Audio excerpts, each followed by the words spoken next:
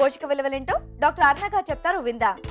ఈ రోజు వంటలు పిండి వంటల్లో చూసిన పుదీనా కొబ్బరి అన్నంలోని పోషక విలువలు ఏంటో తెలుసుకుందాం. పోషక విలువలు చూసుకునే ముందు మనం పుదీనా ఇలా వండుకుంటే కూడా మనకు చక్కగా పోషక విలువలు బాగా ఎక్కువగా ఉన్నట్టే.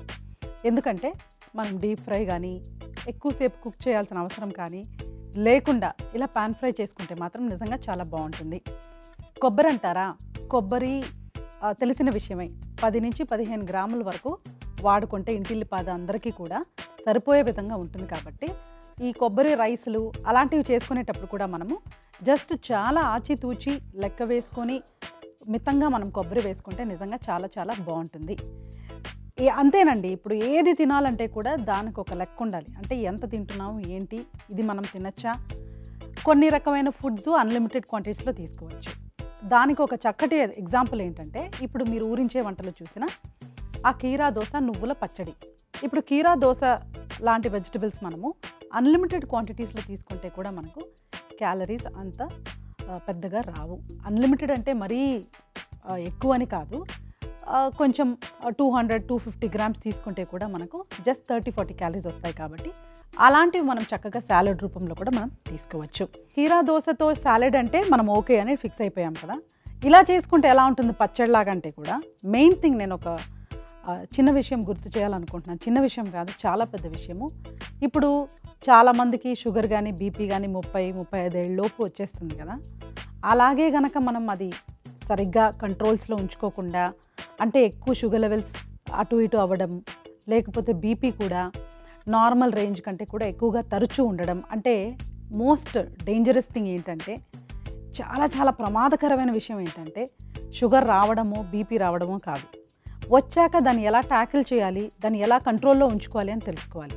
సపోజ్ మనం కనుక దాన్ని కంట్రోల్లో ఉంచుకోలేకపోయామనుకోండి, ఆ లెవెల్స్ కనుక నార్మల్ రేంజ్ లేకుండా అప్స్ అండ్ డౌన్స్ ఎక్కువ ఉంటే మాత్రం చాలా ప్రమాదం. దానికి ఒక ముఖ్యమైన ఫ్యాక్టర్ ఏంటంటే డయట్. ఉప్పు ఎక్కువగా ఉన్న ఐటమ్స్ తీసుకుంటే రెండిటికి కూడా ప్రమాదం. షుగర్కి కూడా ప్రమాదము, అలాగని చెప్పేసి బీపీకి కూడా చాలా ప్రమాదకరంగా తయారవుతుంది.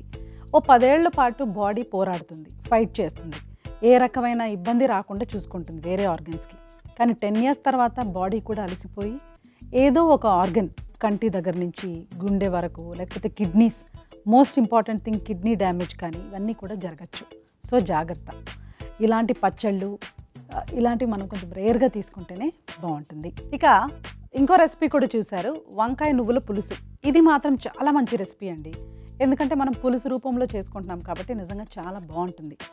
ముందు చూసిన కీరా దోస నువ్వుల పచ్చడి కంటే కూడా ఇలా పులుసులాగా చేసుకుంటే బాగుంటుంది. కొంతమంది అనుకుంటూ ఉంటారు చింతపండు కూడా మంచిది కాదు, కిడ్నీస్కి అది చాలా డ్యామేజ్ అని. అలా కాదు, దేన్నైనా మనం లిమిట్లో తీసుకుంటే మాత్రం డెఫినెట్గా అది ప్రాబ్లం అవ్వదు.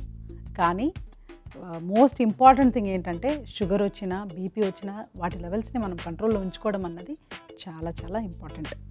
సో ఇవాళ మీరు చూసిన రెసిపీస్లో మాత్రం 2 రెసిపీస్ చాలా బాగున్నాయి. మీరు తప్పకుండా అవి నోట్ చేసుకొని ట్రై చేసుకోవచ్చు.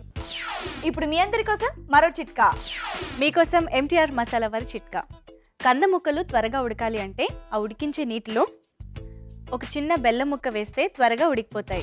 రాజు గారు, ఈ రోజు మీరు చేసిన మేతి ఓట్స్ టొమాటో సలాడ్ చాలా బాగుందండి. ఓకే, అలాగే కొబ్బరి రైస్ కూడా బాగుంది. Thank you. ఊరించే వంటలు కూడా బాగున్నాయి కదా. అవునండి, వెంటనే మీరందరూ కూడా మీ ఇంట్లో ట్రై చేయండి. అలాగే మీ సలహాలు సూచనలు మాకు రాసి పంపించండి. మా అడ్రస్ ఎంటీఆర్ మసాలా అభిరుచి, care of Eenadu television, Ramoji film city, Hyderabad 501512. Next episode లో మరిన్ని నోరూరించే వంటలతో మీ ముందుంటాం. అంతవరకు సెలవు. నమస్తే. నమస్తే.